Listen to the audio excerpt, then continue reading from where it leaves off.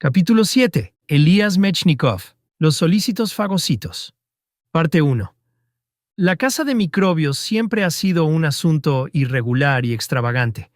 El primer hombre que vio los microbios fue un conserje sin instrucción adecuada. Un químico los puso en el mapa y consiguió que la gente les tuviera miedo. Un médico rural transformó la cacería de microbios en algo que pretendía ya ser una ciencia. Un francés y un alemán sacrificaron montones de conejos y conejillos de indias para proteger la vida de los niños contra el veneno segregado por uno de los microbios más mortíferos. La caza de microbios ha sido una serie de estupideces asombrosas, de intuiciones hermosas, de paradojas insensatas. Pero si esta es su historia, lo mismo puede decirse de la historia de la ciencia de la inmunidad, aún en pañales, porque Mechnikov, el investigador exaltado, que en cierto modo puede ser considerado como su fundador, no fue un investigador científico cuerdo, sino más bien uno de esos personajes histéricos que aparecen en las novelas de Dostoyevsky. Elías Mechnikov fue un judío nacido en el sur de Rusia en 1845, quien antes de cumplir los 20 años se dijo: «Tengo cabeza, capacidad y talento natural. Mi ambición es llegar a ser un investigador notable». Estando en la Universidad de Kharkov, le pidió a uno de sus profesores el microscopio, aparato poco común en aquel entonces, y después de hacer algunas observaciones, más o menos claras, este ambicioso joven se dedicó a escribir prolijos trabajos científicos, mucho antes de tener idea de lo que era la ciencia. Se ausentó de sus clases durante meses enteros, no para divertirse y leer novelas, sino para enfrascarse en la lectura de doctos volúmenes sobre los cristales de los cuerpos proteicos y apasionarse con folletos revolucionarios que, de haber sido descubiertos por la policía, le habrían valido la deportación a las minas de Siberia. Pasó en vela noches enteras, bebiendo enormes cantidades de té mientras predicaba el ateísmo a sus camaradas, los antepasados de los actuales bolcheviques, quienes le pusieron el apodo de «Dios no existe». Un poco antes del final de curso, se aprendía precipitadamente las lecciones descuidadas durante los meses anteriores, y gracias a su prodigiosa memoria, que más que cerebro humano parecía una fantástica grabadora, podía escribirle a su familia que había obtenido primer lugar y ganado una medalla de oro. Mechnikov siempre buscaba su propia superación. Antes de haber cumplido los 20 años, enviaba trabajos a las revistas científicas, trabajos que escribía impetuosamente poco después de examinar, bajo el microscopio, cualquier sabandija o escarabajo. Al observar al día siguiente el mismo bicho, se encontraba con que aquello de que había estado tan seguro el día anterior había cambiado, y apresuradamente enviaba una carta al editor de la revista.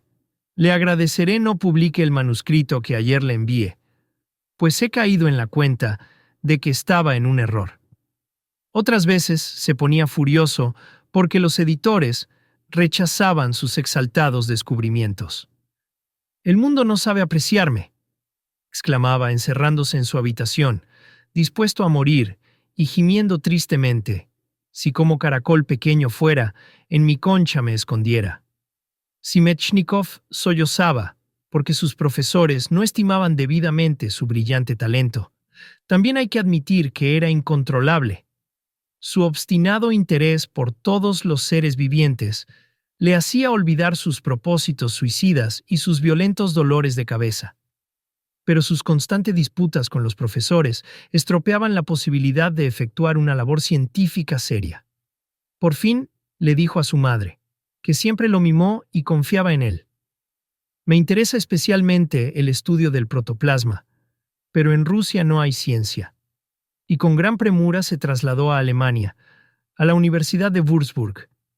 Era tal su prisa que llegó 6 semanas antes de la apertura del curso. Buscó la compañía de algunos estudiantes rusos, pero estos lo recibieron fríamente, por ser judío, y entonces, cansado de la vida, retornó a su casa pensando en el suicidio, pero con algunos libros en la maleta, entre ellos uno de reciente publicación titulado El origen de las especies, de Darwin. Leyó el libro o mejor dicho, lo devoró, atiborrándose de la teoría de la evolución orgánica, convirtiéndose de inmediato en su fanático defensor. A partir de aquel momento, la evolución se convirtió en su religión, hasta que por su propia cuenta empezó a fundar nuevas religiones científicas. Atrás quedaron sus proyectos de suicidio. Permaneció despierto noches enteras, con visiones panorámicas de toda clase de animales, desde cucarachas hasta elefantes, como hijos todos de un único y remoto antepasado, infinitamente pequeño. Para Mechnikov, esta conversión marcó el verdadero inicio de su vida, pues a partir de entonces y durante 10 años empezó a recorrer, entre debates y disputas, los distintos laboratorios desde Rusia a Italia, pasando por Alemania, hasta llegar a la isla de Helgoland. Se ocupó del estudio de la evolución de los gusanos y acusó al distinguido zoólogo alemán, Lockhart, de haberle robado sus ideas. De una tremenda torpeza manual, desgarró con violencia a un lagarto para ver qué historia de la evolución podrían revelarle las entrañas de aquel animal. Y al no encontrar lo que buscaba, arrojó al otro extremo del laboratorio los restos del pobre bicho. A diferencia de Koch y de Leeuwenhoek, que fueron grandes porque supieron cómo interrogar a la naturaleza, Mechnikov leía libros sobre la evolución. Se inspiraba, exclamando, «Sí, así es». Y entonces, con experimentos negligentes en gran escala, intentaba hacer tragar por la fuerza sus creencias a la naturaleza. Y aunque parezca extraño, algunas veces tuvo razón y mucha, como más adelante veremos. Hasta entonces, y hablo de 1870 y tantos, Mechnikov no sabía ni una sola palabra sobre los microbios. Pero su manía por demostrar la supervivencia del más apto lo conducía hacia una teoría propia, fantástica y hasta cierto punto acertada, de cómo la humanidad resiste los embates de los gérmenes dañinos. Los primeros 35 años de la vida de Mechnikov fueron tumultuosos, y una casi desastrosa búsqueda por la fama, que le esperaba en el Mediterráneo, en la isla de Sicilia. A los 23 años se casó con Ludmila Feodorovich, una muchacha tuberculosa que tuvo que ser conducida al altar en una silla de ruedas. Los 4 años que siguieron fueron terribles para los dos. Recorrieron Europa en busca de curación, y en los ratos libres en que Mechnikov no se ocupaba de cuidar tierna y cariñosamente a su mujer, hacía experimentos sobre el desarrollo de las cantáridas, esponjas, gusanos y escorpiones, tratando de hacer algún descubrimiento sensacional que le proporcionara una cátedra bien remunerada.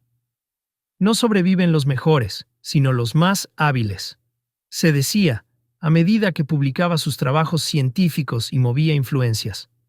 Aliviada en sus últimos días por la morfina, Ludmila murió al fin, y Mechnikov, que había adquirido el hábito de la droga, abandonó la tumba de su mujer para vagar por España y llegar a Ginebra, tomando cada vez dosis mayores del estupefaciente. Los ojos le dolían terriblemente. ¿Y qué vale un naturalista, un investigador sin ojos? ¿Para qué seguir viviendo?, exclamó ingiriendo una dosis mortal de morfina, pero que, por excesiva, le produjo náuseas y vómito. ¿Para qué seguir viviendo?, exclamó de nuevo. Y después de tomar un baño caliente, se lanzó al aire frío de la calle, con el propósito de que una pulmonía pusiese fin a su vida. Pero, al parecer, los dioses sabios e ingeniosos que modelan a los investigadores le tenían reservado otro destino. Aquella misma noche se detuvo, asombrado, ante el espectáculo de una nube de insectos, revoloteando alrededor de un farol. Estos insectos solo viven unas cuantas horas, se dijo. ¿Cómo es posible aplicarles la teoría de la supervivencia del más apto?